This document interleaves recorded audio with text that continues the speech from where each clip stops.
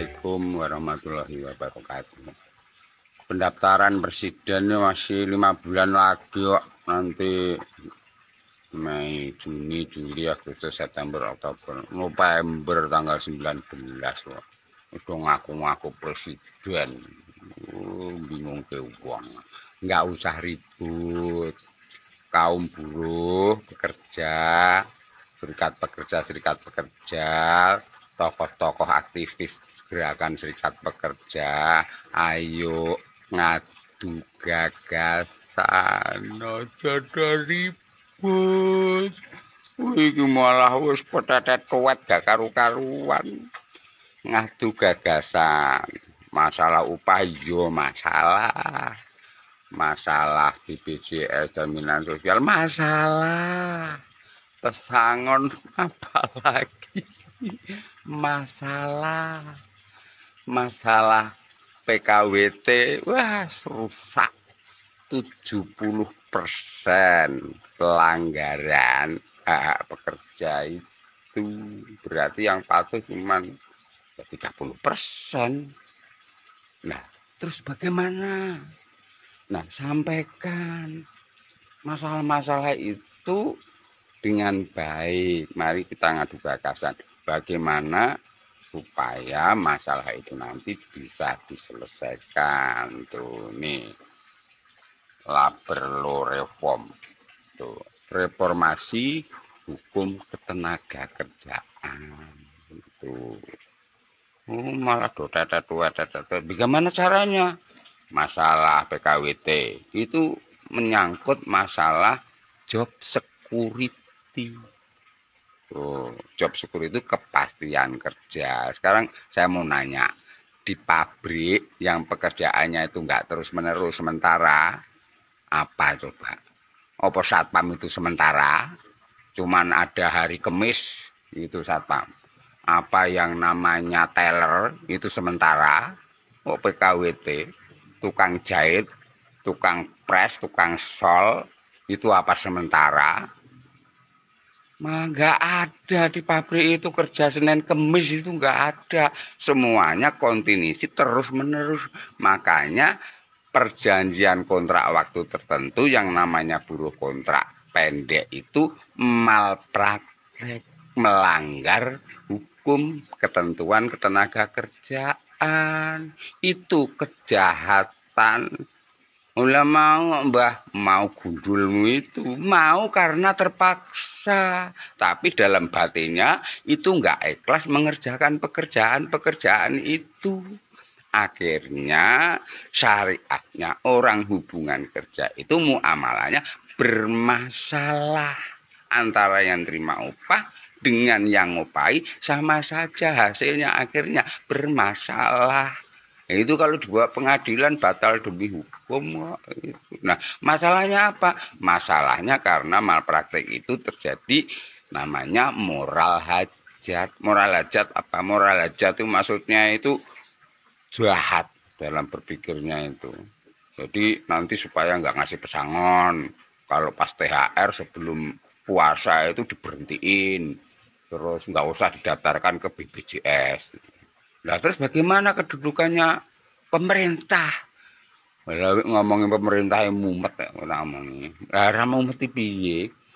6 juta orang birokrat terdiri tentara, polisi, PNS dan sebagainya, ASN itu 6 juta. Kelakuannya macam-macam.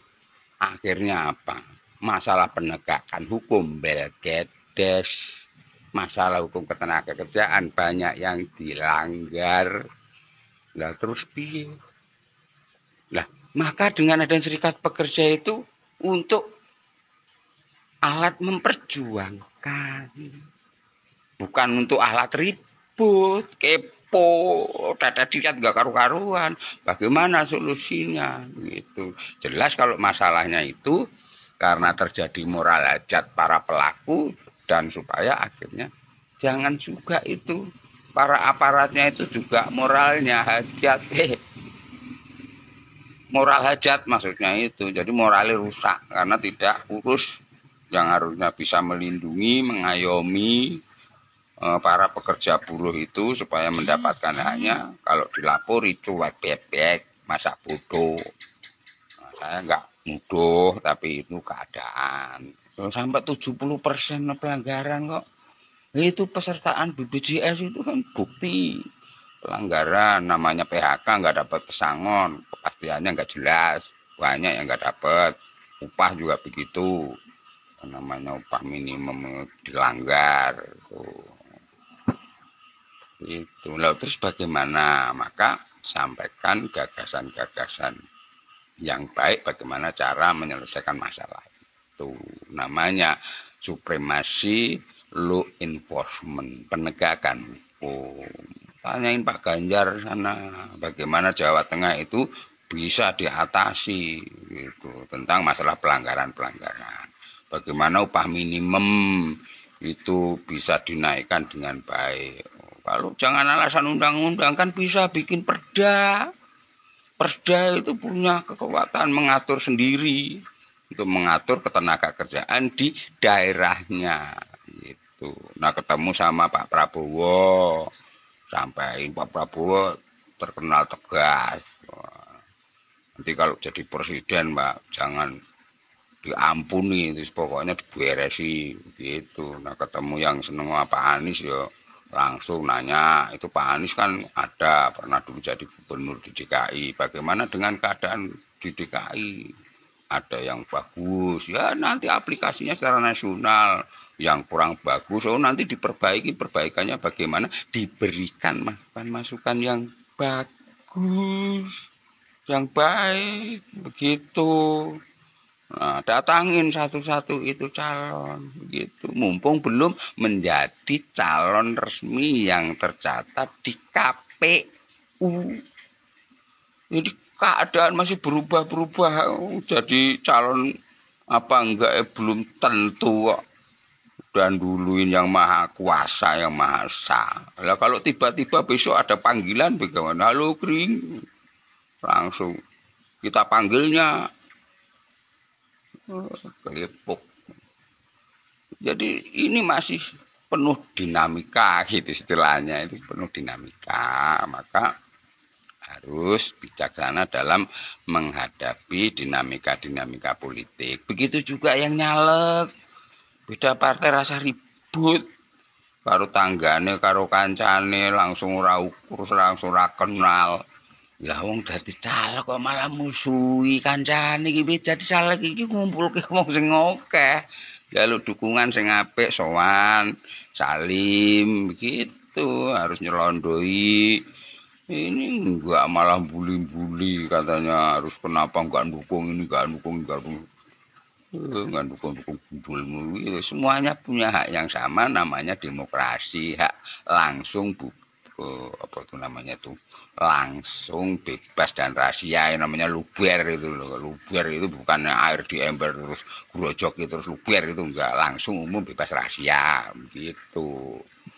Jadi ya pesanku kawan-kawan ini ya jangan saling nyerang, jangan saling bully, jangan merasa benar sendiri.